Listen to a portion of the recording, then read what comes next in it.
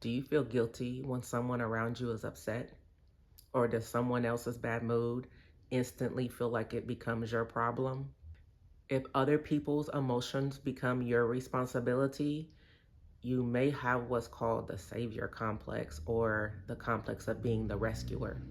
The problem is that you eventually feel responsible for everyone else except yourself.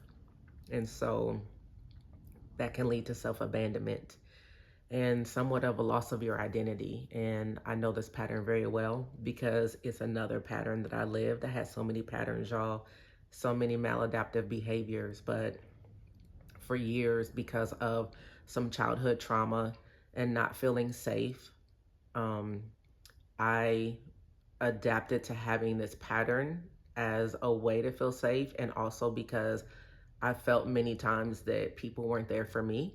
And so I would overcompensate, or I learned to feel safe by overcompensating by being there for others. And so I ended up being that person who just gave so much. So I would consistently make myself available to fix people, fix their problems, whether they be financial, emotional, whatever it is that I felt like they needed, whether it might be advice, whatever it was in that moment that I felt like I had the capacity to give. And as this childhood adaptation, this maladaptive behavior continued into my adulthood, I ended up very empathic, which being an empath can be a benefit to a degree.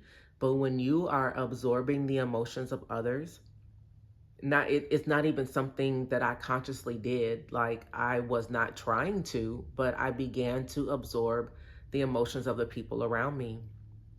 So here I am trying to fix people.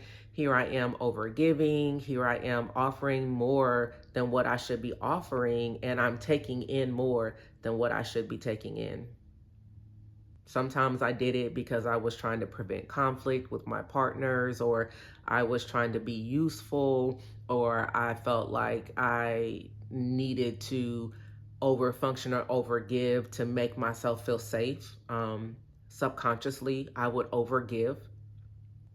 So my nervous system learned that if everyone else is okay, I'm okay. And that's not true, because I would show up for others and then I would self abandon because I wouldn't leave myself enough energy to care for myself. And if you know what that feels like you make sure that your partner or your spouse eats, and you make sure that your children have what they need, but then you don't do it for yourself. You make sure your kids take a bath or take a shower, but then you don't take a bath or a shower. You send your partner off to work with lunch, but then you don't prepare your own lunch to leave out the door. Then you're showing up for them, and unfortunately you're not showing up for yourself. And I did that, so much of that, and then it actually ended up leading to resentment, because I would show up for people and then have an expectation or a desire for them to show up for me, for them to show up for me in the same ways that I showed up for them, because I thought it should be reciprocal, and they didn't. Most times they couldn't. Most times they didn't even have the capacity to show up for me in the way that I had showed up for them. And yes, I ended up being really good at being a caregiver. And yes, my empathy can be a strength. But I gave so much and I abandoned myself so much. And with that self abandonment, I stopped trusting myself because I wasn't showing up for myself. So here I am doing for others, overcompensating, over giving, and then I'm not getting enough to fill up my cup. I'm not doing enough for myself, and thinking that because I've done for others, they should be doing for me. And then when they don't do, I don't have my needs met. And being a savior to them, I didn't save myself. And so if this is a pattern for you, I am here to admonish you to count the cost. I'm here to help you grow in awareness, because awareness comes before regulation. You have to be aware of the maladaptive behavior or the pattern. You have to be aware of the trigger. You have to be aware first. And after you become aware, then you can begin to ask yourself questions like, what is this pattern costing me? How much am I giving? Can I afford to give this much energy? Can I afford to give this much money? Can I afford to give this much space and time to someone else's emotional state? Carrying someone else's emotional backpack can lead to resentment. Carrying their emotional weight, their financial weight, can lead to resentment. It can lead to burnout because you're consistently or constantly overgiving and overcompensating energetically. You're doing so much in the house, or you're doing so much for them financially, or you're doing so much for them energetically that you can end up burned out. And then resentful because you're not getting what you need back from them. It's not reciprocated. But these are not personal flaws. They are survival adaptations.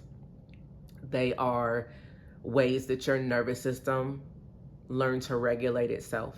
So, the most practical tool is to pause before fixing. When someone comes to you with their hurt, their pain, their emotional weight, and it can be difficult, especially when, again, it's our partner, it's our spouse, it's our children, because we do feel for them. But you have to pause. Pause and feel, is there tightness in your chest? Is your heart rate beginning to increase? Take a moment. When someone comes to you with their situation, pause. Just be there. Hold space and suspend judgment. Don't start judging the situation and thinking about what you can do and how you can fill in and how you can help. Take a moment. You can ask yourself boundary questions like, is this about me or is this about them? Take time to feel your body. Is your chest tight? Is your heart rate beginning to increase? Are you starting to feel nervous or anxious in your body? After you pause before fixing and you notice how you're feeling and you ask yourself boundary questions, do not immediately respond. Compassion does not mean carrying their emotions. Support does not mean that it's your responsibility to save them. Let people have their process. Growth often requires discomfort. The goal is not to stop caring. The goal is to care and not carry. To care, but not to carry their emotions. That's the goal. Because transformation becomes possible when survival modes are no longer mistaken for identity.